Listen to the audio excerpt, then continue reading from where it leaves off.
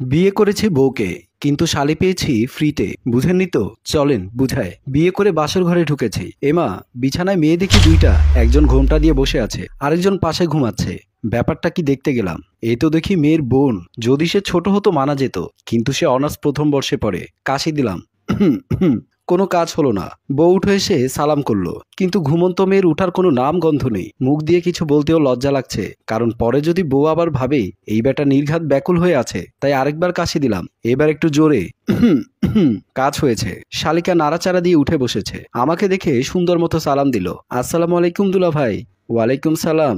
আরে, আপনি এত রাতে এই ঘরেই? তার প্রশ্ন শুনে মনে হচ্ছিল পাগল নাকি রে।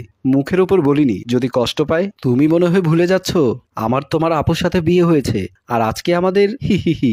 কথাটা বলে একটু লজ্জা পেলাম, কিন্তু দুই বোনের কোনো প্রতিক্রিয়া নেই। সে খুব স্বাভাবিকভাবে উত্তর দিল, ও আজ তো আপনাদের বাসর রাত। ওকে, আমি সাইডে শুয়ে পড়ছি। আপনি তাহলে আজকের জন্য মাঝখানে শুয়ে পড়ুন। এই মেয়ের কথা যত শুনছি ভ্যাবাচাকা খেয়ে যাচ্ছি। কি বলবো কিছুই বুঝতে পারছি না। সবচেয়ে অবাক হচ্ছি মেয়ের বড় বোন অর্নি, মানে আমার বউ, সেও চুপ মেরে আছে। অন্য জায়গায় বড় বোন ছোট বোনকে বোঝায়। মানলাম কিছু ফ্যামিলিতে বড়দের থেকে ছোটরা পাকনা থাকে, তাই হয়তো বড়রা পেরে ওঠে না। তাই বলি কি একবারও কথা বলবে না? একটা ধমক তো দিতে পারে। আমার রাগ উঠে গেল। রুম থেকে বেরিয়ে এলাম, আম্মুকে ডেকে সব বললাম। আম্মু আমাকে বলছে, দুই বোনের ভালোবাসা তুই কি বুঝবি? এতদিন ধরে একসাথে থাকে, আলাদা হতে হয়তো মন কাঁদছে ওর, তাই এমন করছে। তুই অন্য রুমে ঘুমা আজকে। আম্মুর মুখের উপর কিছু বলতে পারলাম না, কিন্তু কেমন একটা খটকা লেগে রইল। সব স্বাভাবিকভাবে চলছে। তারপর অন্য রুমে চলে আসলাম। আসলে পুলিশ হলে যা হয় আর কি, সবকিছুতেই সন্দেহ লেগেই থাকে। স্বাভাবিক জিনিসকেও অস্বাভাবিক লাগে। যাই হোক, সব বাদ দিয়ে ঘুমাতে অন্য রুমে চলে গেলাম। অনেকক্ষণ ধরে ঘুমানোর চেষ্টা করলাম, কোনো মতেই ঘুম আসছিল না আমার। হঠাৎ মনে হলো আমি তো মেয়েটাকে একবার জড়িয়ে ধরতে পারতাম, তাও করলাম না। ইস, এত বড় একটা বোকামি। একবার ঘুমটা জড়িয়ে ধরে নেওয়া উচিত ছিল। তাও মনকে সান্ত্বনা দিলাম যে আমার বই তো হবে, শুধু শুধু টেনশন করে কি লাভ। কিন্তু রাত যত বাড়তে লাগলো, মাথায় চিন্তা খেলতে লাগলো। আমার রুমে দুটো মেয়ে একা, আর আমি একা একা বিছানায় শুয়ে আছি, এপাশ ওপাশ করছি। বিভিন্ন চিন্তা মাথায় আসতে লাগলো। এক মুহূর্ত মাথাকে স্থির রাখতে পারছিলাম না। তারপর উঠে দরজা খুলে ওই রুমে যাওয়ার জন্য নিয়ত করলাম। কেউ না দেখে মতো চুপি চুপি দরজার সামনে এসে খুলতে চাইলাম। দেখলাম এ কি, দরজা লক। ভেতর থেকে দরজা লাগানো। দরজা ধাক্কালাম কিছুক্ষণ, মাকে ডাকলাম চেঁচিয়ে, কিন্তু আমি তো ভুলেই গেছি এই রুম থেকে আওয়াজ বাইরে যাবে না, সাউন্ড প্রুফ। ফোন হাতে নিয়ে বোনকে কল দিতে লাগলাম, কিন্তু না, কেউই কল ধরছে না। সবাই গভীর ঘুমে। এবার টেনশন সপ্তম আকাশে উঠে গেল। আমার সাথে মনে হচ্ছে দুনিয়ার সব খারাপ আজই হতে হবে। আমার সার্ভিস রিভলভারটাও নেই সাথে, তাও আমার রুমে।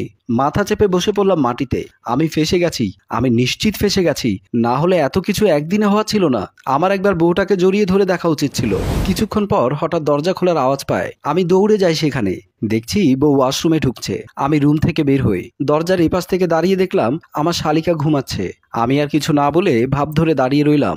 আমার উপস্থিত টের পেয়ে বউ ওয়াশরুম থেকে বাইরে আসলো। বলল, আপনি এখনো ঘুমাননি? আমি ভারী গলায় বললাম, এত ভারী শাড়িটা খুলে নর্মাল কিছু পরে নিন। সে মাথা নেড়ে সম্মতি দিল। তারপর বউ রুমে ঢুকে গেল। আমি মনে করেছিলাম বউ আমাকে কিছু বলবে, আসলে কপালটাই খারাপ। তারপর আমি রুম থেকে বেরিয়ে মায়ের রুমের দিকে গেলাম। মায়ের রুমে গিয়ে দেখি মা ঘুমাচ্ছে। বোনের কাছে আর গেলাম না। তারপর অসহায়ের মতো সোফায় শুয়ে রাতটা কাটিয়ে দিলাম। সকালবেলা ঘুম থেকে উঠে আবারও রুমে আসলাম। আরিশা আমার শালি, মেয়েটার বয়স বাড়লেও পিচ্ছি পিচ্ছি ভাবটা এখনো আছে। যে কেউ দেখলে তাকে 14-15 বছরের বাচ্চার সাথে তুলনা করবে। আমাকে দেখা মাত্র বলল, আচ্ছা দুলা ভাই, কালকে মাঝখানে কেন শুলেন না আপনি? মানে কি, তোমাদের মাঝখানে আমি কেন শুতে যাব? কালকে মাঝখানে শোয়ার সুযোগ দিয়েছিলাম, আজ থেকে তাও পাবেন না। কি, মজা করছো নাকি? আরে, আপনি আমার বেআইন লাগেন নাকি যে মজা করব? তো এগুলো কি তা যদি বুঝতেনি, তাহলে আর ওকে বিয়ে করতেন? কি বলছো? আমি তো বুঝতে পারছি না। বুঝতে হবে না। কে যে আপনাকে পুলিশ বানিয়েছে আল্লাহ ভালো জানেন। আমি মনে মনে ভাবলাম আজকে রাতে মেয়েটা মনে হয় এখানেই শুয়ে থাকবে। আমি আর কথা বাড়ালাম না, ওয়াশরুমে ঢুকে গেলাম। বিয়ের 3 রাত হয়ে গেল। বইয়ের আশেপাশে যেতে পারিনি আমি, কারণ আরিশা বোনকে ছাড়া ঘুমাবে না। আমি রাগ করে নিচে বিছানা করে আবার শুয়ে রইলাম। শ্বশুর বাড়িতে গিয়ে হাসি খুশিতে ছিলাম। ওখানে আমার আরেক শালি ছিল, রোশনি। রশনি এসে দরজা খুলে দিল। আমাকে বলল, আসসালামু আলাইকুম দুলা ভাই। আমি তো ডাবল ভয় হয়ে গেলাম। ভাবলাম একটার জ্বালায় বাঁচি না, এখানে এসে দেখলাম আরেকটা। আমরা গিয়ে ড্রয়িং রুমে বসলাম। একটু পর আমার শ্বশুর আসলো। আমি শ্বশুরকে সালাম দিলাম। শ্বশুর হাসি মুখে আমাকে বলল, বাবা আমার 3টা মেয়ে, আমি মনে করি 3টা রত্ন আমার আছে। শ্বশুরের কথায় মন চাচ্ছে একটা ঘুষি মেরে এখান থেকে চলে যায়। তারপরও কোনো কিছু না বলে হাসি মুখে সব কথার সম্মতি দিয়ে সমান তালে মাথা নেড়ে গেলাম। রাতের বেলা যখন ঘুমাতে গেলাম দেখলাম আমার শালি তার বোনের সাথে জড়িয়ে ধরে ঘুমিয়ে আছে। আমি এই দৃশ্য দেখে সোজা শ্বশুরের কাছে এসে নিজের লাজ লজ্জা ভুলে সব খুলে বললাম। শ্বশুর সবকিছু শোনার পর আমাকে নিয়ে রুমের দিকে আসলো। আরিশার বাবা তাকে অনেক বুঝিয়ে সরাতে পারেনি, উল্টো কান্নাকাটি করে বোনকে জড়িয়ে ধরে বসে থাকে। বউয়ের সাথে থাকার হয়নি। আমি আর কিছু না বলে শুধু অপেক্ষা করছিলাম যাওয়ার দিনের জন্য। তারপর মনে মনে ভাবলাম এখান থেকে যেতে দিক, আমার সাথে তো আর যেতে পারবে না। 5 দিন থাকার পর যাওয়ার সময় হলো। সব গোছগাছ করে আরিশাকে বিদায় দিয়ে সবার সাথে কথা বলে চলে আসলাম আমাদের বাড়ির দিকে। আমার বাড়িতে এসে স্বস্তির নিঃশ্বাস ফেললাম। যাক বাবা, বাঁচা গেল। আজকে আমি বেশ খুশি, কারণ বিয়ের এতদিন পরে বউয়ের সাথে রাত কাটাবো। বউকে জড়িয়ে ধরে একটু আদর করতে যাব, হঠাৎ পেছন থেকে হাঁচির আওয়াজ আসতে লাগলো।